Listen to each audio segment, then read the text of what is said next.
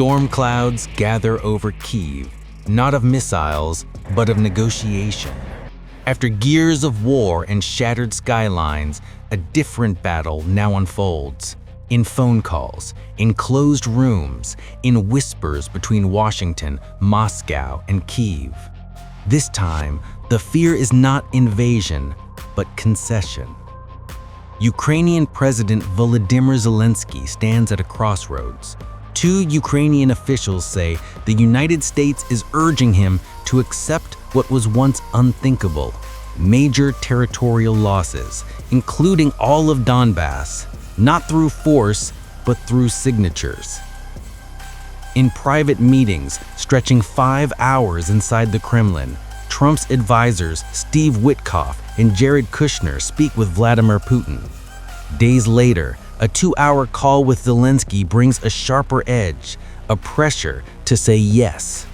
A Ukrainian official describes it bluntly: "It felt like we were being sold the Russian position." Yet confusion hangs heavy.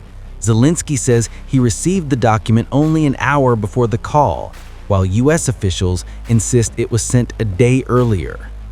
Both sides frustrated, both sides certain the other is missing something.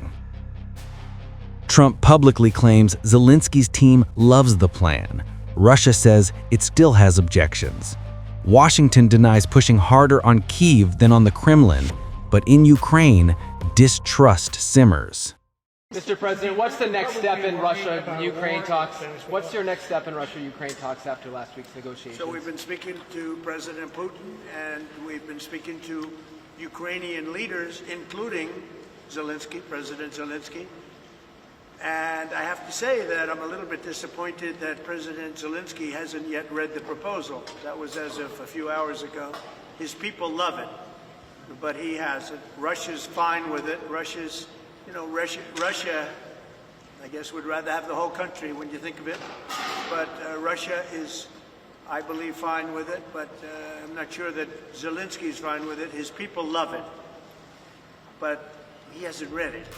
Europe senses danger. Macron, Merz, London, Berlin. Leaders gather around Zelensky like a diplomatic shield. They warn, negotiate, yes, surrender, no. As Zelensky tours capitals, a counterproposal forms. A new document, new demands, new questions. But inside the details lurk land, nuclear control, and security guarantees too weak to trust. I think we all support Ukraine, and we all support peace and peace negotiations to have a sustainable, a robust peace. And I think we have a lot of cards in our hands. The financing and the furniture of equipment and training belongs to Ukraine. The fact that Ukraine is resisting in this war, and the fact that the Russian economy is starting to suffer, especially after our latest sanctions and the US sanctions. And now I think the main issue is a convergence between our common positions, Europeans and Ukrainians, and the US to finalize these peace negotiations and re-engage a new phase in the best possible conditions for Ukraine, for the Europeans, and for our collective security. I highly appreciate that we are having the opportunity to see you, Volodymyr, together with Emmanuel, and talking about the upcoming days, because this could be a decisive time for all of us. So we are trying to continue our support for Ukraine, as you know.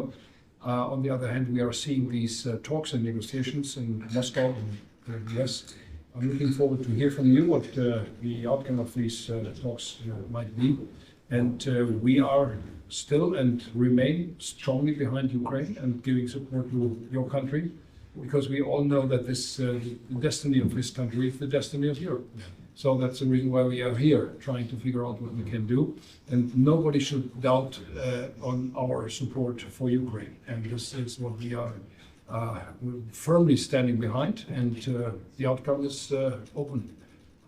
I'm skeptical about some of the details which we are seeing in the documents coming from the US side, but we have to talk about that.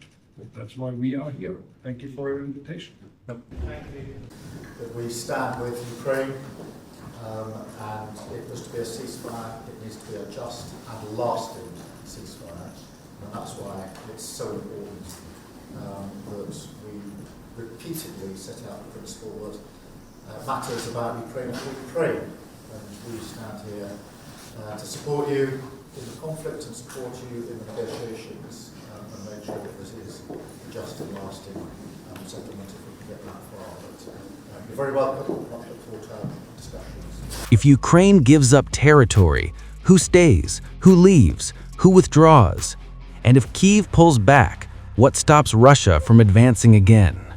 The road to peace is no longer paved with victory, but with compromise. And compromise has teeth. The world watches. The war that began with explosions may now hinge on pens, pages, and pressure.